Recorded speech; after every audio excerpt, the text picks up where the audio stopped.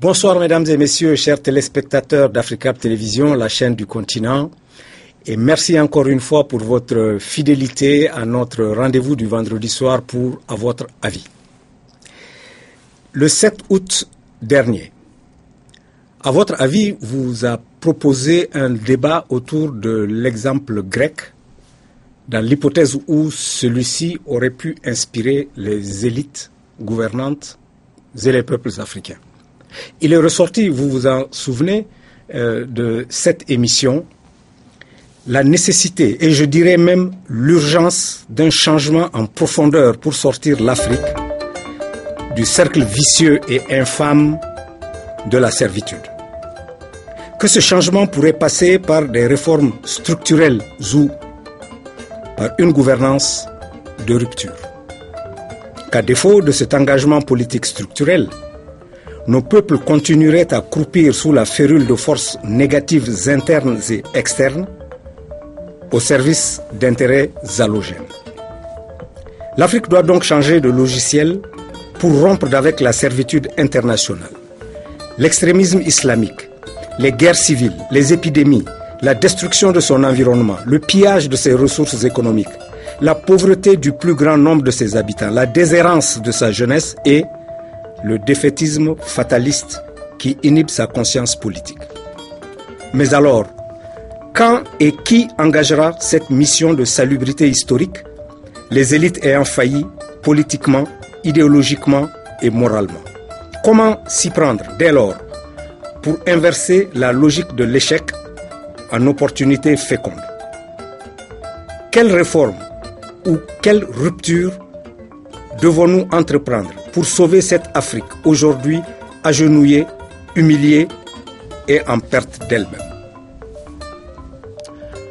Nous allons tenter d'apporter quelques réponses à ce questionnement existentiel pour l'Afrique ce soir, avec les contributions de professeur Issa Ndiaye, président du Forum civique du Mali, et de M. Cheikhna Bounadjim Cissé, économiste et essayiste. Professeur, M. Cissé, merci d'avoir accepté notre invitation pour éclairer les téléspectateurs d'Africa Télévision sur ces questions on ne peut plus cruciales.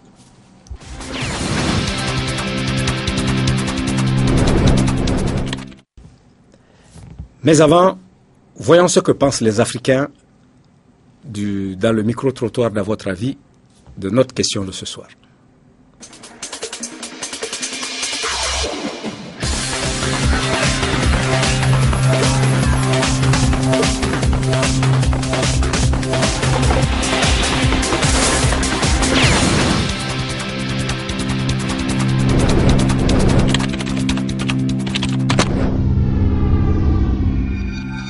En réalité, nos États ont beaucoup d'handicaps sur le plan organisationnel, sur le plan fonctionnement. Donc là, moi je pense qu'il faudra vraiment essayer de revoir, de donner une autre définition vraiment à notre politique pour que nous puissions vraiment connaître nous-mêmes notre propre élan de développement. Si les États se réunissent et donnent de l'espoir aux jeunes, je pense que l'Afrique pourra se réveiller. Un élément également qui peut favoriser le développement de l'Afrique et faire en sorte que nous ne dépendions pas des autres, c'est justement faire la promotion de nos aliments et notamment les aliments locaux. Parce que tant que nous devons dépendre à travers l'alimentation des autres, c'est sûr que nous n'allons pas pouvoir nous en sortir et nous allons toujours dépendre des autres. Qui dit l'alimentation dit également promotion de l'agriculture. Il faut tout réformer parce qu'il y a tant d'années que ça ne va pas en Afrique. Donc réformer, ça fait partie de la règle du jeu. Donc selon mon avis, moi, il faut réformer pour bien réussir. L'Afrique a toutes les chances parce qu'elle a 75% de terres cultivables. Les pays peuvent se défendre pour cela. Nous pouvons atteindre la croissance économique vraiment recherchée si toutefois on crée l'emploi pour la jeunesse, on crée l'emploi dans le cadre de l'entrepreneuriat de la femme et que l'on suive le processus de transfert, d'échange et d'exportation des produits entre pays d'Afrique. Mais si cela ne se fait pas, on pense qu'à la politique politicienne, nous allons nous oublier et être en retard. De 60 à nos jours là, toujours nous les Africains on souffre, on dit ceci. Pourtant Dieu nous a donné sur notre continent, Dieu nous a doté de richesses. Mais il faut que nos chefs d'État, les Africains, il faut qu'ils s'unissent entre eux, ils arrivent à élaborer des plans d'action qui permettra quand même à l'Afrique d'évoluer. Aujourd'hui, si on voit les Occidentaux, ils vivent aux dépens de nos détriments. Mais pourquoi pas nous? Réformer les États africains, ça c'est trop dit. Tout simplement, nos chefs d'État africains doivent s'assumer. Un chef d'État est égal à un chef d'État. Il ne faut pas qu'ils se laissent, c'est-à-dire bousculer par un autre comme si ils sont des esclaves ou bien ils sont des employés des autres chefs d'État africains du monde. On ne peut pas développer une nation en ignorant la souffrance de ta population. En tant que tu n'es pas conscient c'est-à-dire le calvaire que ta population est en train de vivre, il ne peut pas avoir un développement au sein de ton État. Pour que l'Afrique ne soit pas dépendante des autres, il faut noter que les réformes que nous engageons, l'administration africaine doit d'abord répondre aux réalités du développement africain avant de faire face aux besoins de la mondialisation. Les élites africaines, les législateurs bien entendu, doivent éviter d'importer généralement sans tenir compte des réalités, de l'adéquation entre les structures qu'on met en place avec le besoin sur le terrain. Ici en Afrique, il y a nos aïeux qui construisaient des pyramides, à l'occurrence les Égyptiens. On avait l'une des plus anciennes civilisations au monde.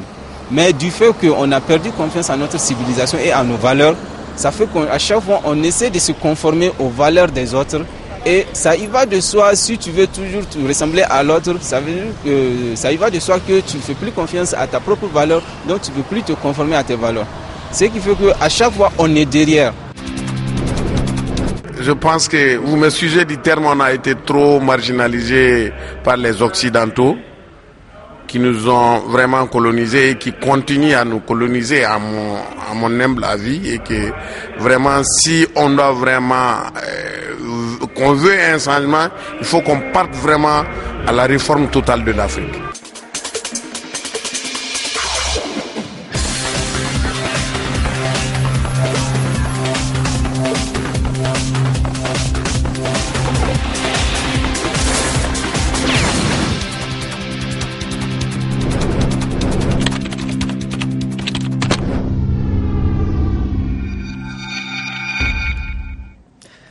Professeur Ndiaye, en même temps que vous réagirez à ce micro-trottoir, je voudrais vous demander, est-ce que l'être humain est réformable? Est-ce qu'on peut réformer l'être humain? Bien sûr, bien sûr. C'est pourquoi nous avons l'éducation d'abord en famille. Le jeune enfant, le bébé qui naît, qui vient au monde, c'est comme une pâte à modeler qu'on essaie de modeler dans la famille en lui donnant donc des valeurs, en lui inculquant des valeurs, comme le disait tantôt un des intervenants, donc en lui donnant de quoi l'adulte de demain, sur quoi il pourra s'appuyer en tant qu'adulte de demain pour pouvoir guider sa vie. Je pense que l'être humain est par définition réformable, mais dans l'environnement actuel dans lequel nous sommes, donc il y a des obstacles aujourd'hui, et c'est ce qui fait que l'Afrique peine donc à se débarrasser de certaines idées, de certaines façons de faire. Est-ce que vous avez une réaction particulière par rapport au micro-trottoir que nous avons entendu? Bon, je pense que la part n'est pas suffisamment faite à la notion de rupture, parce que certains, à écouter certains, on a le sentiment aussi que réforme égale rupture. Bon, tout à l'heure dans le débat, nous allons approfondir la nuance. Je suis de ceux qui pensent qu'il faut aller vers le sens la rupture parce qu'on a fait tellement de réformes depuis tant d'années qu'il est temps vraiment de se dire que c'est au vu des résultats de ces réformes-là, il faut changer complètement de logiciel. Monsieur Cissé, une réaction au micro-trottoir, mais j'enclenche ma première question qui vous est destinée. Est-ce qu'on peut sauver l'Afrique de la servitude internationale?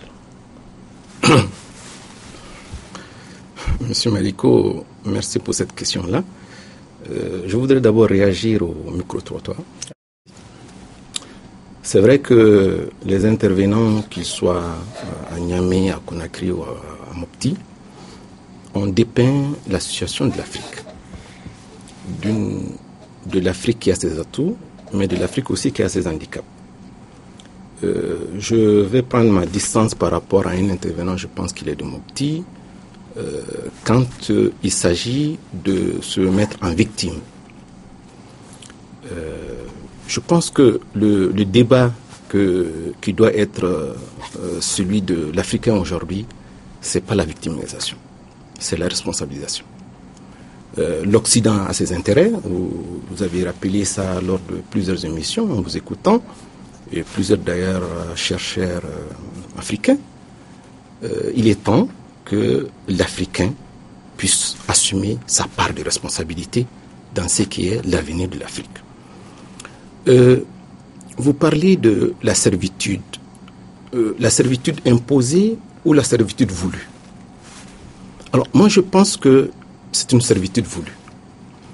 Et dans le débat, je marquerai ma différence, qui ne peut être qu'enrichissante avec le professeur, plutôt de rupture, je parle plutôt de transformation, de réforme. Dans le débat, la nuance sera apportée. Très bien. Alors, messieurs, nous sommes donc à la limite entrés dans notre sujet et j'y vais de plein pied. Professeur Issa Ndiaye, est-ce que le changement dont tout le monde est d'accord qu'il est nécessaire et urgent et indispensable en Afrique, est-ce que ce changement-là passe par des réformes, y compris structurelles, ou par une gouvernance de rupture? Je voudrais en même temps que vous expliquiez à nos téléspectateurs ce qu'on pourrait entendre par réforme structurelle et par gouvernance de rupture.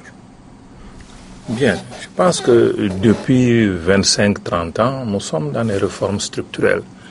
Depuis la fin des années 80, dans les années 90, c'est ce que nous avons entendu quand on est venu nous parler de programme d'ajustement structurel. Il faudrait donc, on est venu nous dire que la solution passe par la privatisation de nos économies. On a tout privatisé. Il nous reste peut-être plus que nos gouvernements à privatiser. Et qu'est-ce que ça a donné? On a tout donné, détruit les sociétés et entreprises d'État que nous avions. Donc, ça n'a pas enrichi le pays. Mais il paraît qu'elles étaient mal gouvernées. Oui, mais la conséquence est que des gens ont perdu, des familles ont été jetées dans la rue sans aucun revenu. Ça a augmenté la pauvreté. Ça n'a pas enrichi donc la communauté. Nous savions, je prends simplement l'exemple au niveau du Mali, nous étions capables de fabriquer des jus de fruits, des conserves, des allumettes, etc. Aujourd'hui, on ne sait plus rien faire, on importe tout. On nous a dit aussi qu'il faudrait réformer notre système éducatif. Aujourd'hui, l'éducation, c'est une véritable catastrophe. On nous a dit réformer aussi votre politique de santé. Résultat, nous avons aujourd'hui Ebola. Aussi, on a dit, bon, il faut réformer votre système de sécurité et de défense. Aujourd'hui, on a la rébellion et le djihadisme partout. Donc, ce que nous avons fait depuis des années, des décennies, en termes de réformes structurelles, ont abouti à un fiasco qui est retentissant. Et que d'ailleurs, beaucoup d'économistes occidentaux reconnaissent. Je veux parler de Joseph Stiglitz, qui a été président du conseil de Bill Clinton, qui a été vice-président de la Banque mondiale et qui a été prix Nobel de la paix, économiste en chef, qui a écrit des vérités qui font mal à propos des politiques d'ajustement structurel de la Banque mondiale et du Fonds monétaire, et qui aujourd'hui conseille aux États du Sud d'avoir d'autres alternatives, parce que les réformes qui ont été préconisées nous ont conduits dans l'impasse. Alors, je dis donc, face à cette terrible réalité, il est temps de dire que ce n'est pas donc par des réformes que l'on peut réformer ceci. Ça veut dire que une réforme, qu'est-ce que ça veut dire? Ça veut dire que globalement, on garde le système, on réforme là où ça ne va pas. On essaie d'améliorer en restant dans le cadre du système. Moi, je pense que le mal, c'est le système lui-même. Et ce logiciel-là qui est périmé, qui est basé sur le fait que une philosophie politique, et c'est pourquoi je dis souvent, l'économie est d'abord une science politique avant d'être une technique. Et il faudrait que l'on comprenne cela, qu'il y a une philosophie de base, un credo politique qui est là, qui consiste donc à un libéralisme pur et dur qui atteint les limites, pas seulement en Afrique, mais dans le monde, et qui font aujourd'hui que nous devrions envisager d'autres alternatives que de simplement chercher à réformer par certaines touches le système qui nous opprime. Monsieur Cissé, le système réformatif a montré ses limites. Selon le professeur Issa Ndiaye, il n'est plus opératif. En tout cas, il n'est pas porteur de solutions. Est-ce votre point de vue ou avez-vous, comme lui-même le dit, une alternative à la gouvernance de rupture? Avant de répondre à votre question, M. Mariko, vous allez me permettre de faire une précision. Allez-y. J'ai, en tant que journaliste aussi de formation, vous savez que le recoupement de l'information est très important. J'ai essayé, pour préparer cette émission, de lire davantage, de regarder ce qui se dit, ce qui s'est dit sur l'Afrique. Mais je me suis dit qu'il faut aussi avoir le point de vue de l'Afrique, s'entretenir avec l'Afrique. Je me suis proposé donc à solliciter un entretien avec l'Afrique. Et l'Afrique m'a accordé cet entretien. Et c'est qui l'Afrique? L'Afrique elle-même, cette vieille dame au silence écouté.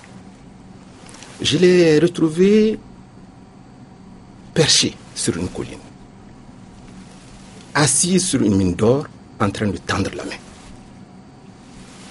Pour ce qui devait être un entretien long, un échange fructueux, l'Afrique m'a remis sa carte de visite. Et puis, elle s'est emmurée dans un silence profond. J'ai fait pour vous une copie de cette carte de visite. Merci. Vous allez me permettre de faire une lecture succincte de cette carte de visite pour permettre aux téléspectateurs de savoir ce que c'est que l'Afrique. Allez-y. Parce que le mal profond de l'Afrique, de mon jeune âge, comparativement à vous et à vos professeurs, ce que les Africains eux-mêmes ignorent, c'est que l'Afrique. Dans cette carte de visite, puisque l'Afrique est une vieille dame, elle a la posture de la sincérité, de la franchise. L'Afrique, sa carte de visite dit que c'est un continent du 3e millénaire. Une superficie 4 fois plus grande que les États-Unis, 10 fois l'Europe. L'Afrique, c'est une population de 1 milliard d'habitants. 2 milliards en 2050.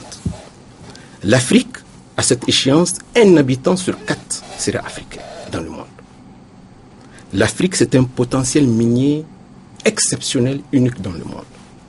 10% des réserves mondiales de pétrole, 40% des réserves d'or, et j'en passe. L'Afrique, c'est le 2e consommateur dans le monde en 2017. 500 à 600 millions de classes moyennes prévues pour 2040, soit la plus nombreuse devant la Chine et l'Inde. L'Afrique, c'est le 2e marché de téléphonie mobile et 3 États sur 5 dans le monde auront une stratégie uniquement pour l'Afrique. Ça, c'est l'attractivité de l'Afrique. Ce que tout le monde cherche, ce que tout le monde veut. Enfin, vous voulez dire le potentiel. Le potentiel, les atouts. Et puis, il y a l'autre, comme une médaille, il y a l'autre revers, c'est l'Afrique de la pauvreté. L'Afrique, c'est la moitié de la population africaine qui vit avec moins de $2 par jour. L'Afrique, c'est les jeunes qui sont au chômage, notamment 47% des jeunes africains sont au chômage. L'Afrique, c'est 6000 personnes qui meurent par jour, et tenez-vous bien, par faute d'avoir à manger, d'être mal nourris. L'Afrique, c'est la corruption. 3/4 des pays africains ont une moyenne de l'ONG Transparency comprise inférieure à 5 sur 10. Sur les 30 pays les plus corrompus au monde, 15 pays sont africains. L'Afrique, c'est la médiocrité des infrastructures. 75% des Africains n'ont pas accès à l'électricité. L'Afrique, c'est 3% simplement du commerce mondial, 1% de l'industrie mondiale. L'Afrique, c'est l'Afrique d'une économie extravertie, non diversifiée. Et je vais en finir. 11%, avant que vous n'en finissiez, 11% du trafic global de l'Afrique concerne le commerce transfrontalier en Afrique. Je vais y arriver et ce serait le cœur de mon sujet, le commerce intra-africain. Très bien. Suivant les derniers chiffres de l'OMC, uniquement l'Afrique ne commerce avec elle-même qu'à hauteur de 16%. Et c'est pour cela que... Hypothèse haute. Monsieur Mariko, j'ai écrit récemment dans un magazine que je ne vais pas citer, pourquoi l'Afrique a peur de l'Afrique. Je vais en finir par un sujet sur le financier. 900 millions d'Africains n'ont pas de compte bancaire. Très bien. Et donc, voilà l'Afrique des paradoxes. Je reviens donc à ma question, à laquelle vous n'avez pas répondu, M. Cissé. Est-ce que la sortie de la servitude passe par les réformes ou est-ce qu'il est indispensable d'imposer aux Africains, par les Africains eux-mêmes, une gouvernance de rupture? C'est notre sujet aujourd'hui. Alors, Monsieur Mariko, c'était bien... Professeur Ndiaye a estimé que les réformes ont montré leurs limites et qu'elles consistent simplement de manière cosmétique à faire fonctionner un système qui est lui-même en cause. Ça, c'est la réforme. Est-ce cela votre hypothèse? C'est pas mon hypothèse, même si j'ai le penchant de la rupture. Eh bien, expliquez-nous ça. Parce que je vous disais que moi, je fais face... J'ai une certaine lucidité qui me permet de comprendre que les événements ne sont pas simplement... ne peuvent pas changer simplement de la volonté et qu'il y a une réalité. Aujourd'hui, est-ce que l'Afrique peut se payer le luxe de la rupture? Non. On va en discuter. Oui, parce que pourquoi? Parce que la rupture a un coût politique. Si vous faites une rétrospective historique de l'Afrique, vous avez vu que tous les dirigeants africains, qu'ils soient politiques, financiers, que ce soit hasardés à cette rupture, l'ont payé cher. Et leurs pays aussi l'ont payé cher. La rupture, elle se prépare, elle ne s'improvise pas, elle ne se décrète pas. Et donc, l'Afrique, de mon point de vue, doit être transformée comme une chenille en papillon. L'Afrique doit être gérée comme un projet, c'est-à-dire qu'avec des réformes profondes. Ce que le professeur dit, effectivement, les réformes qui ont échoué, c'est parce que ce sont des réformes qui ont été mal pensées, parce qu'elles n'ont pas été pensées par les Africains eux-mêmes. On va y arriver. On va y arriver. Professeur, Cheikhna Bounadjim Cissé a touché le sujet auquel je voudrais que nous accordions un peu d'importance avant de revenir évidemment sur notre sujet fondamental. Et je vais vous poser donc la question. Est-ce qu'une gouvernance de rupture est réalisable et possible aujourd'hui dans le contexte de mondialisation dans lequel se trouve l'Afrique aujourd'hui et en raison des fragilités, pour ne pas dire plus, de ces mêmes États? Est-il possible aujourd'hui d'envisager une logique de rupture de gouvernance? Je pense que c'est à nous de le penser. de le penser en tant qu'Africain, connaissant les réalités qui sont la nôtre. Évidemment, ça a un coût politique. Mais justement, il faudrait que l'Afrique accepte de payer ce coût politique-là pour s'en sortir. Mais je pense que c'est aux Africains d'y réfléchir de manière théorique. Bien sûr, l'histoire nous enseigne que tous les dirigeants qui ont pensé, qui ont voulu réaliser cette rupture ont été victimes de coups d'État, ont été assassinés, liquidés physiquement. Bien sûr, ça veut dire que quelque part, il y a un système mondial qui est là, qui ne donne pas d'opportunité de s'en sortir, sauf la servitude dont vous parliez tantôt. Or, nous savions très bien en tant qu'Africains que par la servitude, nous n'avons aucune perspective par rapport au monde.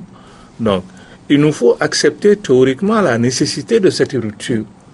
Parce que le monde tel qu'il est fait, il a été fait par d'autres. Les règles ont été définies par les grandes puissances. Nous n'avons aucune chance, dans ce monde-là tel qu'il est fait, d'avoir notre part. Et je pense que la rupture doit être d'abord conceptuelle. Pourquoi diable continuerons-nous à aller dans le sens de cette économie, donc de cette mondialisation, où nos produits sont destinés au marché mondial? Pourquoi ne pas prioriser la satisfaction des besoins vitaux de nos populations? Mettre cela donc comme programme économique majeur, ne pas chercher à aller à exporter, mais d'abord à s'occuper, à satisfaire nos besoins. Je pense qu'il y a des exemples historiques.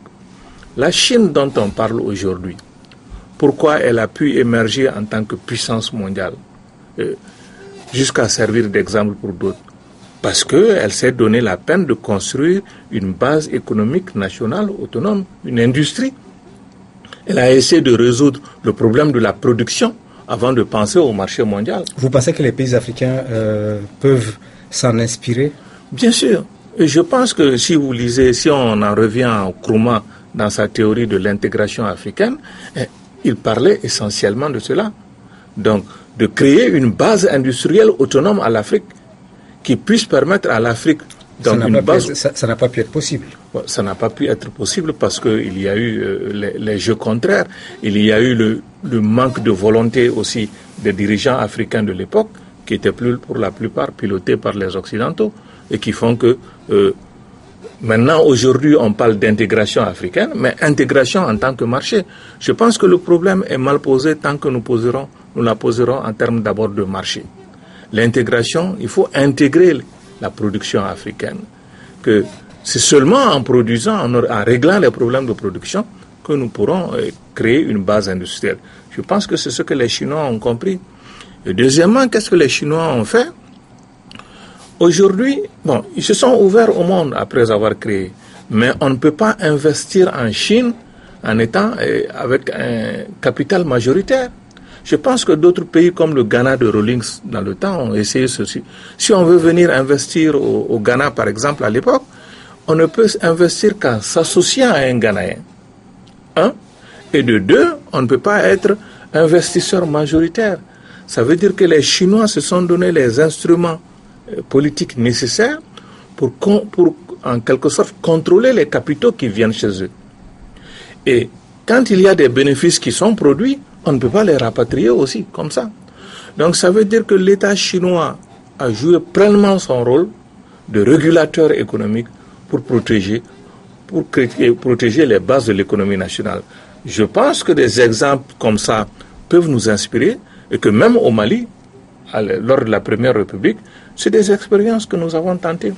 Évidemment, il faut faire le bilan de ces politiques-là en termes de réussite, mais aussi en termes d'échecs que nous avons connus, pour être à même de construire une nouvelle pensée économique africaine. C'est aux Africains de construire cette nouvelle pensée économique africaine, et ça ne peut se faire qu'en termes de rupture par rapport à ce que nous avons connu jusqu'ici. Très bien. Alors, Cheikhna Bounadjim Cissé, alors vous venez d'entendre le professeur Ndiaye. La réforme a montré ses limites. Il faut une rupture, une espèce de rédemption. Tout à l'heure, vous avez dit la rupture a un coût. Mais moi, je vous relance que la réforme aussi a un coût. Elle a un coût politique, économique, humain, social, culturel et même dans certains cas civilisationnel. Alors, face à la théorie de la gouvernance de rupture, étant entendu ce que le professeur Ndiaye vient de dire,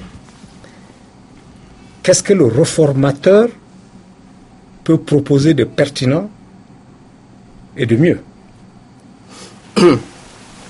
Je pense que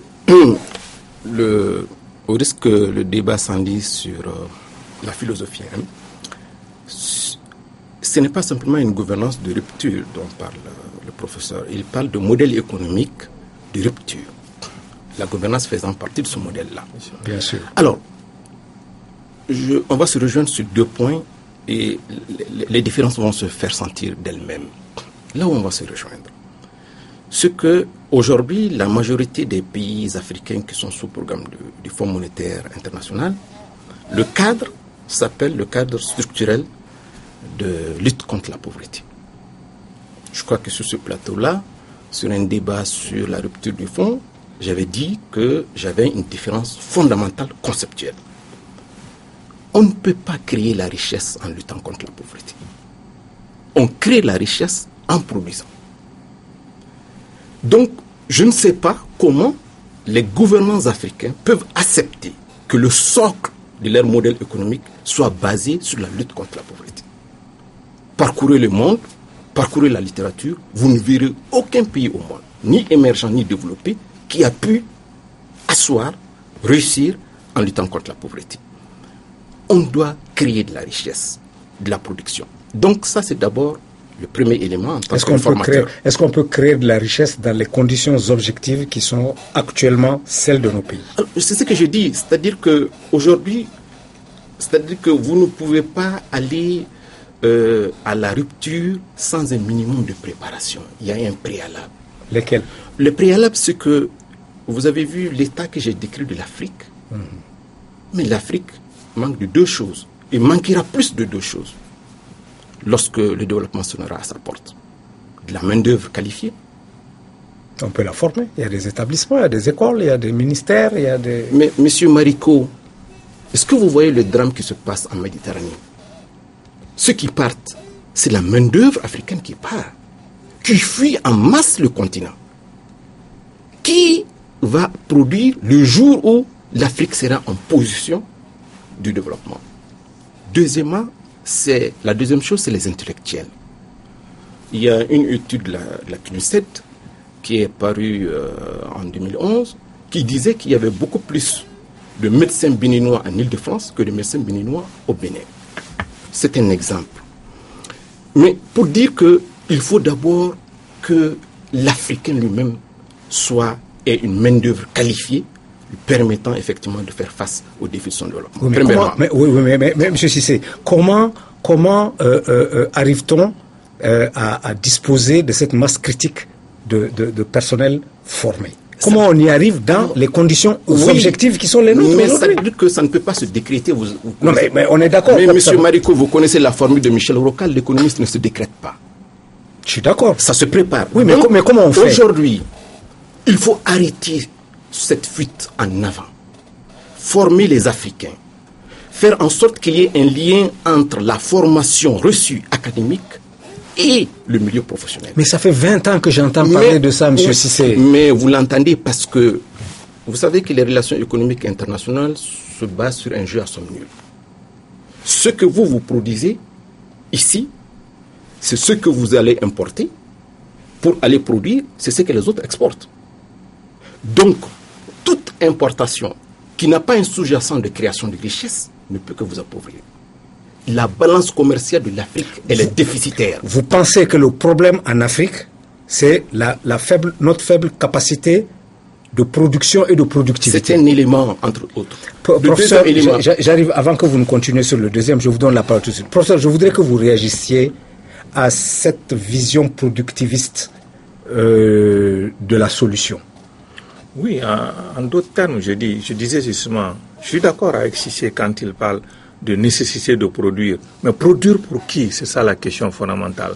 Aujourd'hui, on nous dit qu'il faut produire pour le marché mondial. Moi, je dis, il faut changer, renverser cette priorité-là. Ne plus produire pour le marché mondial, mais produire pour la satisfaction des besoins de nos populations. C'est cette priorité-là, cette inversion prioritaire. Mais cette inversion prioritaire ne peut pas s'opérer dans le monde actuel tel qu'il est fait. Je pense qu'il y a des grands penseurs économiques africains comme Samir Amin qui ont théorisé ce qu'il appelait la déconnexion à l'époque. Nous ne sommes qu'une périphérie du système mondial et nous sommes condamnés à le rester dans le cadre du système mondial actuel. Mais comme il dit, la Chine a été à un moment donné une périphérie du système. Oui, la Chine a été, mais la Chine a procédé à des ruptures. Il y a eu une révolution en Chine. Est-ce que rupture en termes de gouvernance implique révolution? Bien sûr. Expliquez-nous ça. Oui, parce que il y a eu un changement qualitatif. Non, si nous en Afrique ici, nous devrions instaurer l'ère des gouvernances de rupture, ça voudrait dire que nous serions rentrés dans l'ère des révolutions. Bien sûr. Et ces révolutions-là signifieraient quoi? Ces révolutions signifieraient premièrement que nous puissions avoir donc des élites politiques, des systèmes politiques, une vision politique qui puisse nous permettre de prendre d'abord le contrôle de nos richesses nationales. M. Sissi a fait un tableau hallucinant des richesses de l'Afrique. Mais ces richesses de l'Afrique ne bénéficient pas aux Africains. Donc, la priorité des priorités en termes de rupture, qui va être une révolution, c'est la prise de contrôle des ressources nationales. Donc, la question de la souveraineté d'abord économique. Il nous faut prendre le contrôle des ressources africaines pour les mettre au service d'un projet de développement africain. C'est une question donc fondamentale et c'est une question de rupture qui ne sera pas acceptée en tant que telle par le monde. Et c'est pourquoi donc des pays qui ont tenté, il y a eu des coups d'État, il y a eu des événements sanglants. Donc c'est un enjeu stratégique fondamental que nous devrions assumer en tant qu'Africains. Très bien. Je vous remets la parole, tout en m'excusant de vous l'avoir retiré tout à l'heure, pour le deuxième point de votre intervention. Je vais prolonger ma pensée et rejoindre celle de professeur Ndiaye. Pour vous dire, même si nous avions des divergences d'ordre conceptuel, la finalité, elle est partagée. Parce que la solution de l'Afrique, elle est unique. C'est de développer le commerce intra-africain. Ça, c'est fondamental. C'est-à-dire que, vous avez dit, si nous devons produire pour qui? Nous devons produire pour nous-mêmes. Monsieur Marico, je vous donne un exemple simple. Il est même trivial et vous m'en excusez. Allez-y. Aujourd'hui, si vous allez en voyage et que vous amenez quelques cadeaux à vos enfants, si vous dites même à vos enfants que ces produits ont été fabriqués au Burkina Faso à côté, nous sommes au Mali pour les téléspectateurs, ce produit-là aura moins de valeur. Mais si vous dites que vous l'avez acheté en France, le même produit, ne serait-ce que psychologiquement, a plus de valeur pour les Africains, pour les petits Africains, les enfants. Ça veut dire qu'on a un complexe suranné de l'extérieur. L'Afrique... Et ce complexe-là, il dépasse simplement le cadre de la joie enfantine de recevoir un produit qui vient d'Occident, contrairement à un produit qui vient du Burkina. Mais est-ce qu'il ne s'agit pas en réalité du résultat d'une aliénation qui dépasse les enfants et qui en réalité a pour prise les élites africaines elles-mêmes, y compris vous, c'est-à-dire que le professeur et moi-même. Le professeur n'est pas de la même génération, c'est pour ça qu'il y a une rupture de génération. Il y a une rupture de génération. C'est-à-dire que je l'ai dit en incipit, que la rupture de génération, c'est-à-dire que où on était effectivement, on mettait tout sous le dos de la colonisation, maintenant c'est l'Africain qui est en face de la responsabilité d'assumer le destin de l'Afrique. Je veux vous dire que toutes les recherches que j'ai faites en écrivant pourquoi l'Afrique fait peur à l'Afrique, j'ai remarqué qu'il y a des sommets France-Afrique, Europe-Afrique, Chine-Afrique, Japon-Afrique, Brésil-Afrique, Turquie-Afrique. J'en ai fait 50. Et l'agenda de nos dirigeants est surbooké par ces rencontres-là, qui ne rapportent absolument pas grand-chose à nos continents. Mais est-ce que, M. Marico, vous avez jamais entendu parler des sommets Afrique-Afrique? Il semble que ça se passe parfois à Addis Abeba. Alors, sur des agendas que nous ne connaissons pas. Je parle de la rencontre des peuples africains, pas de la rencontre des dirigeants. Je comprends votre ton ironique là-dessus. Je vous taquine. Oui, bien sûr, je comprends le ton ironique là-dessus. Et c'est pour ça que je m'empresse de le dire. J'ai une solution de recette de vieille grand-mère. La tontine, M. Marico, pour financer, parce que vous ne pouvez pas demander à l'extérieur que bon, nous avons décidé de changer de logiciel de développement, maintenant nous allons chez vous pour chercher les financements pour financer cela. Mais cela veut dire que vous avez décidé de ne plus importer des produits de chez eux. Ça crée du chômage chez eux, ça crée beaucoup de problèmes de la misère. Ils ne vont jamais accepter. Et donc, j'ai imaginé le système de tontine. Qu'à chaque sommet de l'Union africaine, puisqu'on en a parlé, parlons-en, qu'on puisse cotiser, chaque État puisse cotiser 1 milliard par an. On a 54 États, ça fait 54 milliards. Milliards de quoi? Quelle monnaie? CFA. D'accord. Et que, comme la tontine de nos sœurs, que chaque État, à chaque réunion qui accueille, puisse ramasser cette somme-là et construire une usine qui emploie des Africains, qui produit pour le marché africain. Cela veut dire qu'au bout de 54 ans, on aura à peu près 54 usines. Et ce serait énorme. C'est un exemple. C'est un symbole. Mais pour vous dire que, M. Marico, ce qui est important pour l'Afrique, d'abord, c'est une prise de conscience de l'Afrique. Que l'Afrique, elle est riche, que les Africains sont pauvres. Et qu'aujourd'hui, face aux drames qui se déroulent en Méditerranée, face aux drames qui se déroulent dans les déserts et dans les forêts, au niveau des pays maghrébins, où les Africains, les jeunes Africains sont en train de fuir, faute d'avoir une alternative crédible de l'emploi, cela interpelle. Et c'est pour ça que nous avions la responsabilité, la lourde responsabilité, vous les médias et nous, que sommes l'élite. C'est pour ça que je n'accuse pas beaucoup l'élite politique. Parce que on aurait fait un nombrilisme et on aurait allé d'échec en échec. L'élite intellectuelle doit se prendre en charge. Très bien. Ce coup politique, je vais en finir là.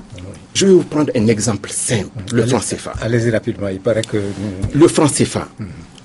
Vous avez entendu récemment, lors du 55e anniversaire de l'indépendance du Tchad, le président Idriss Déby Itno se prononcer là-dessus. Il a demandé de couper le cordon ombilical entre la France et les États de la zone franc. Vous avez aussi entendu en mars, en février, en juin, un ministre togolais qui certainement a fait les frais, je n'en sais rien, qui s'est prononcé en faveur d'une monnaie africaine. Mais l'économie tient par la monnaie. Et la monnaie aussi ne peut être crédible que lorsqu'elle est assise sur une base économique saine. Et donc, l'Afrique doit se préparer à affronter son défi de faire du développement l'alternative, ou du moins la seule qui vaille pour sauver les Africains de la misère dans laquelle ils se trouvent. Très bien. Je voudrais juste vous rassurer, Monsieur Cheikhna Bounadjim Cissé, à votre avis, qui est parfaitement conscient de tous ces problèmes-là, a programmé une émission sur la problématique du franc CFA. Il se fait que nous n'avons pas encore pu réaliser cette émission. On va le faire, certainement, un jour, mais nous n'avons pas pu le faire parce que les principaux intéressés ne souhaitent pas s'exprimer sur la question. Mais c'est justement dans des conditions comme ça que nous persévérons et que nous faisons aboutir nos projets. Donc on reviendra et puis peut-être que vous serez sur le plateau éventuellement concernant la problématique du franc CFA. Et je me tourne vers vous, professeur Ndiaye, pour aborder la deuxième partie de notre débat. Quels sont, si éventuellement il devait y avoir réforme et rupture, quels sont d'après vous les secteurs prioritaires sur lesquels le curseur doit être mis? Alors, moi j'en ai relevé quelques-uns. Si vous voulez bien, je vais les citer rapidement. Et puis voilà. Et puis vous. Alors, donc, il y a le secteur politique. C'est les institutions, c'est les modes d'accession au pouvoir, c'est les règles constitutionnelles, etc. globalement.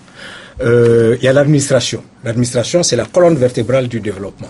Nous avons des administrations qui sont complètement lobotomisées, qui sont nulles et qui sont plus des problèmes que des solutions aux problèmes des peuples. Donc l'administration peut être aussi un champ concerné par ces réformes ou ces ruptures. Alors j'avais souligné le franc CFA, mais Cheikh Nabounadim Sissé vient d'aborder la question du franc CFA, mais qui sera un sujet plus tard. L'emploi des jeunes, tous ces jeunes qui vont mourir dans le désert nigérien, malien, algérien, libyen, ou qui meurent en Méditerranée ou dans l'Atlantique, voilà. Est-ce que la problématique de l'emploi de ces jeunes-là n'est pas un champ d'interrogation aussi? Alors, il y a l'économie, évidemment. Vous avez parlé de produire pour nous-mêmes, mais on produit pour nous-mêmes comment? Avec un appareil productif complètement obsolète, désindustrialisé, sous-financé, et que sais-je encore. La formation des ressources humaines. Il a parlé des élites. Quand on parle d'élite en Afrique, moi je rigole un peu, parce que je ne sais pas ce que ça veut dire en Afrique, élite. Il y a le social. Est-ce que nos vies sociales ne doivent pas être interrogées? Est-ce que notre culture, est-ce que notre mentalité, notre vision du monde aujourd'hui ne doit pas être interrogée? Voilà. Donc, professeur, vous avez la parole pour éventuellement nous donner 3-4 points prioritaires par rapport à tout ceci. Je dis ce qui nous arrive, c'est la faute des Africains. Bien sûr, il y a le système mondial, mais on ne peut pas continuer dans notre vie à accuser le système mondial, il faut en sortir. Donc, c'est notre responsabilité en tant qu'Africains. Est-ce qu'on peut sortir du système mondial? Parce que vous venez de dire quelque chose d'important, vous dites qu'il faut en sortir. Mais comment peut-on sortir d'un monde dont nous sommes partie prenante? En termes de rupture d'abord, au niveau même conceptuel, ça veut dire qu'il faut, je disais, que ce monde-là tel qu'il est fait aujourd'hui n'est pas fait pour nous. Nous ne pouvons pas continuer à évoluer dans ce monde-là. C'est la mort certaine. Donc il faut en sortir. C'est-à-dire qu'il faudrait que les Africains l'intègrent en se disant qu'une autre alternative est tout à fait possible. Et c'est à eux de le construire. Maintenant aussi, je pense qu'il faut sortir des modèles que nous avons aujourd'hui. Les modèles institutionnels sur le plan politique, le modèle administratif que nous avons qui relève de l'administration coloniale, où l'administrateur a tout le pouvoir et le peuple, les populations ne font que subir la volonté du prince. Donc, ça veut dire que quelque part, nous devrions tenir compte de notre culture, de notre rapport au monde, la façon de le concevoir, mais sur des bases nouvelles, pas en essayant de se dire qu'on va retourner à l'Afrique d'hier. Ça, ce n'est pas possible. Mais en nous disant que nous venons de quelque part, nous avons une histoire, nous avons donc une trajectoire, nous avions une culture, nous avions des valeurs, que nous devrions donc en examiner de manière critique les valeurs positives pour en faire des leviers pour nous projeter vers le lendemain. En ce qui concerne la question de la monnaie, je pense que vouloir aller se dire que il faut aller chercher le financement ailleurs, c'est des histoires, parce que on le sait en réalité aujourd'hui, quand on examine même d'où viennent les ressources de la Banque mondiale ou du Fonds monétaire international, ce sont nos richesses. Ce sont nos richesses qui font fonctionner ces institutions-là. Donc nous avons tous les éléments sur place. C'est à nous d'élaborer le nouveau logiciel. En ce qui concerne donc la jeunesse, pourquoi cette jeunesse? Parce que cette jeunesse n'est pas mise au travail. Parce que nous n'avons pas créé les bases saines d'une production nationale capable de mettre les jeunes au travail. On parle de formation des ressources. Je prends l'exemple chinois. Les Chinois, pendant un certain temps, ont envoyé des étudiants dans les meilleures universités étudier la science et la technique. Mais ils sont tous rentrés. Ils se sont mis au travail. Pourquoi les nôtres ne rentrent pas? Oui, mais parce que sur le plan politique, nous ne mettons pas en place un dispositif pour permettre d'utiliser ces nouvelles compétences-là. Et ce que nous avons aussi localement comme système de formation est un échec parce qu'il est singé. Nous passons notre temps à copier des modèles. Donc, moi, mon approche, c'est-à-dire que c'est aux Africains de réfléchir de manière nouvelle, en se disant que ce que nous avons à construire, c'est quelque chose de nouveau. Il n'y a pas de modèle déposé quelque part. C'est à nous d'inventer le modèle, le logiciel qui nous convient en tant qu'Africains en tenant compte de notre histoire et de notre devenir, et en accent surtout cela autour des préoccupations et des besoins fondamentaux de la population. Très bien. Je pense que la rupture passe essentiellement par ce choix idéologique qui consiste donc à privilégier ce qui est endogène, ce qui est besoin des populations, et à mettre les préoccupations des populations au cœur de notre réflexion stratégique. Et je pense que cela est possible. Très bien.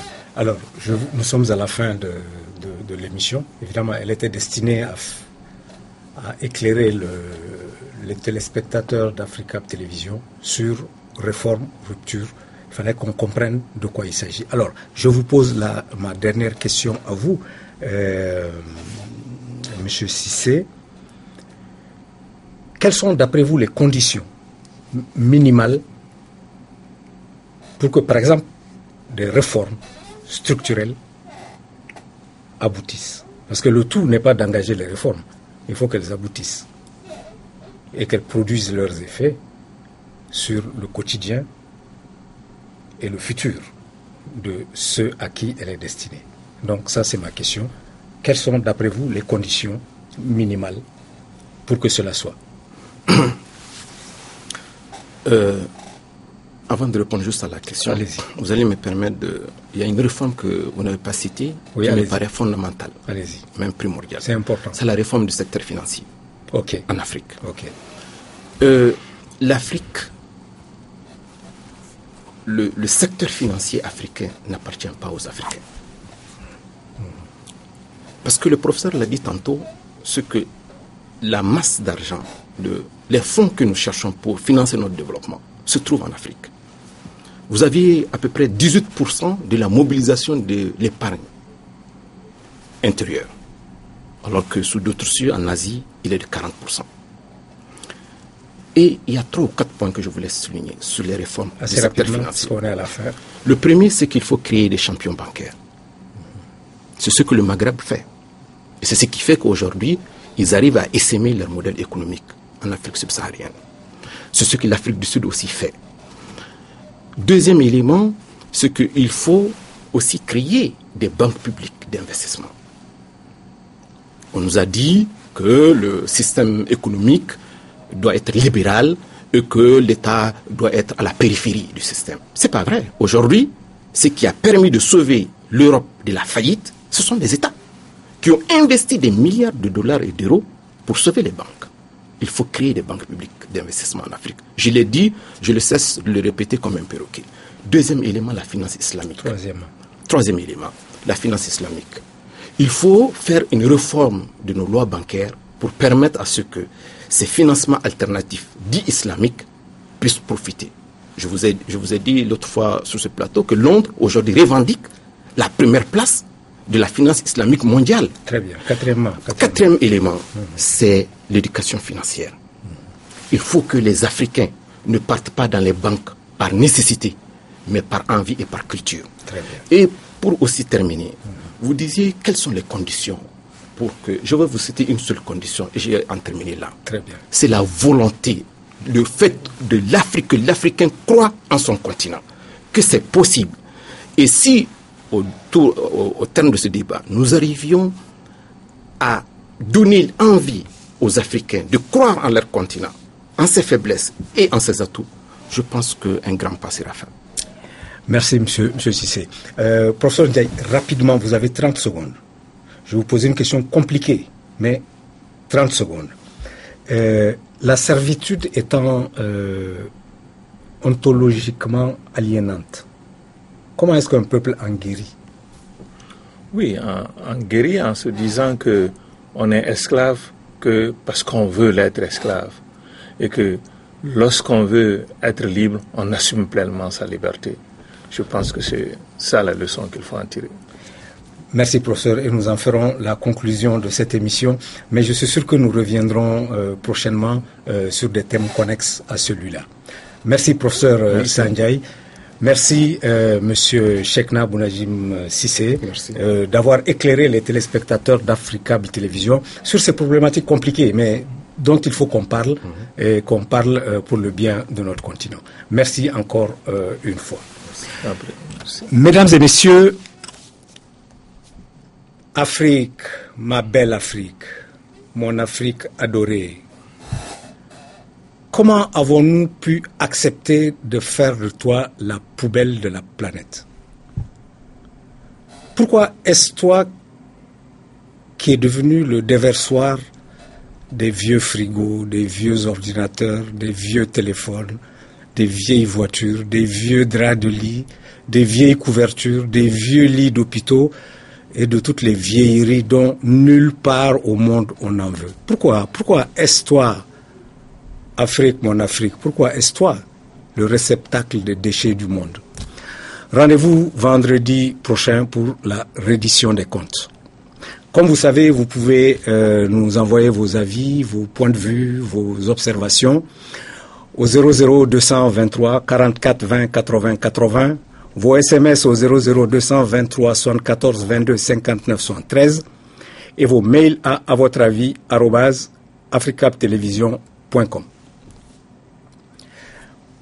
Faites le bien autour de vous, portez-vous bien, faites attention à ceux qui vous aiment. Excellente soirée et à vendredi.